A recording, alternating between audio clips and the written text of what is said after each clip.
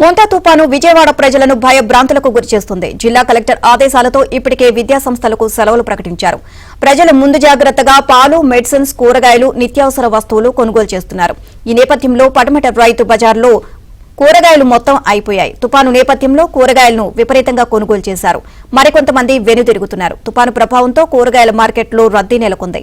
మోంతా తుపాను ప్రభావం కూరగాయలపై పడింది.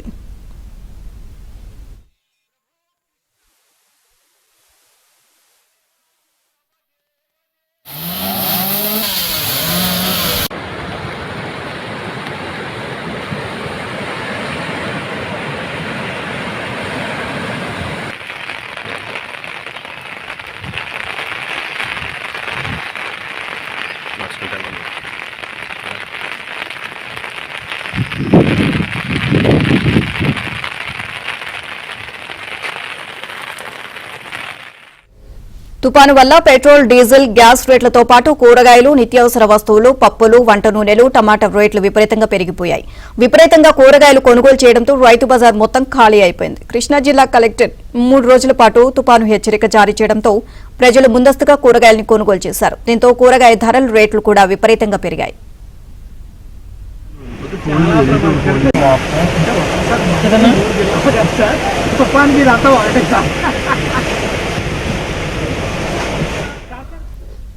కిలో టమాటా ధర 38, పచ్చిమిర్చి 45, క్యారెట్ 70, బీట్రూట్ 45 రూపాయలు పలుకుతోంది. ఇదంతా హోల్సేల్ మార్కెట్లో. రిటైల్లో అయితే దీనికి భిన్నంగా రేట్లు ఉన్నాయి. దీంతో సామాన్య, మధ్యతరగతి ప్రజలు కూరగాయలు, నిత్యావసర వస్తువులు కొనలేని పరిస్థితి ఉంది. తుపాను ప్రభావం మరో 3 రోజుల పాటు ఉన్నందున కూరగాయలు దొరకడం కష్టమే అంటోంది మార్కెట్ యాజమాన్యం. ఆకుకూరలకు మాత్రం ఎక్కువ శాతం ట్రాన్స్పోర్ట్ అవుతున్నాయి అని అంటున్నారు. బెంగళూరు నుంచి వచ్చే టమాటా ట్రాన్స్పోర్ట్ కు ఇబ్బంది లేకపోవడంతో కొరత లేకుండా మార్కెట్లో నిల్వ ఉంది. టమాటాలు, ఉల్లిపాయలు, బంగాళాదుంపలు, వంకాయలు వీటిని ఎక్కువ శాతం కొనుగోలు చేస్తున్నారు.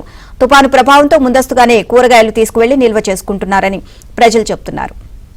కూరగాయలు ఈ తుఫాను ప్రభావంతో అందరూ కూడా ఏంటంటే ఈ 3 రోజులు తుఫానుకి ఎలర్ట్గా ఉండాలి, ఎవరు కూడా బయటికి వెళ్ళరాదన్న ఉద్దేశంతో వినియోగదారులందరూ కూడా ఈ 3 రోజులకు సరిపడా కూరగాయలు తెచ్చుకొని అందుబాటులో బయటికి వెళ్ళకోకుండా ఈ 3 రోజులకి వినియోగించుకునే విధంగా ఉండాలని చెప్పేసి వినియోగదారులందరూ కూడా నిన్న ఆదివారం కావడం వల్ల మామూలుగానే రద్దీగా ఉంటుంది రైతు బజారు. అలాగే ఈరోజు కూడా